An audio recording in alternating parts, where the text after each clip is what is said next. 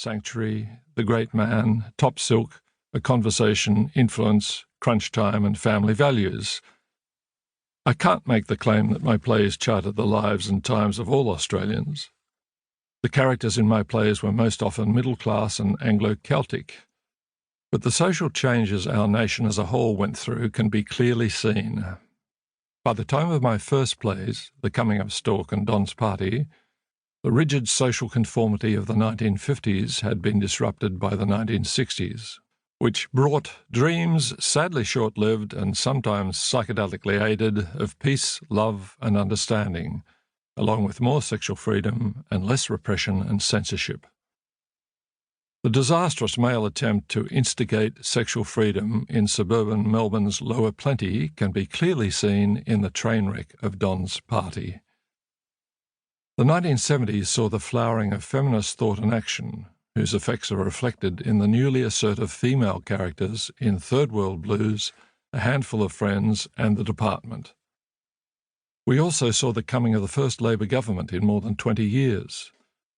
The Whitlam government had a genuinely leftist agenda and an independent foreign policy, and under its aegis there was a sudden flowering of Australian arts, achieved by creating the Australia Council and generously funding it to give substantial help to literature, music, art, film and drama. The fragile egos of these new wave creators are on show in What If You Died Tomorrow? Many artists thought that the arrival of Whitlam meant that the arts, in what had previously been a country that almost prided itself on its Philistinism, were now at least a permanent national priority. They were wrong. The 1980s ushered in a neoliberal, free-market-worshipping, dog-eat-dog, greed-is-good world. Life all over the globe, including here, became tougher and more competitive for most, and has stayed that way ever since. The harshness of the life imposed on our working poor was personified by my character Zera in Influence. In the 1990s began the long ascendancy of globalisation, though there were causes for some optimism. Paul Keating delivered his stirring Redfern speech marking the fact that justice for our First Nations people would remain a strong cause, along with women's rights, ethnic rights and gay and lesbian rights. For good or ill, identity politics became a dominating theme of Australian society. The premise that progressive ideologies can sometimes become strident and extreme is clear in my satire Dead White Males. In the first 10 years of the 21st century came the global financial crisis and the realisation that neoliberal politics, by minimising regulations and letting greed off the leash, had come within an ace of bankrupting the world. In the following decade, it became obvious that the neoliberalism and globalisation, beloved of the financial elites, were increasingly delivering the wealth of the planet to a decreasing few. The toxic extremes of ruthless male business practices and male competitiveness are clear in When Dad Married Fury and Amigos.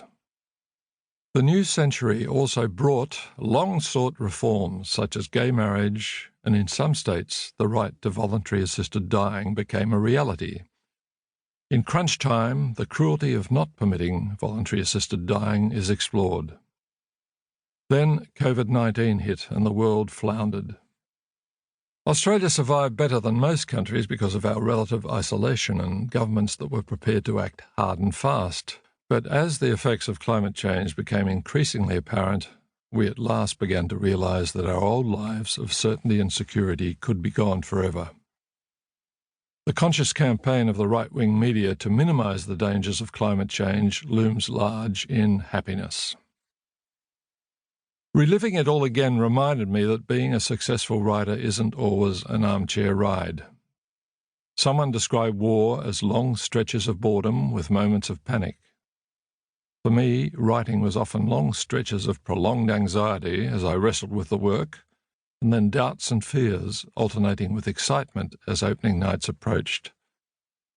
I also vividly remember the upside.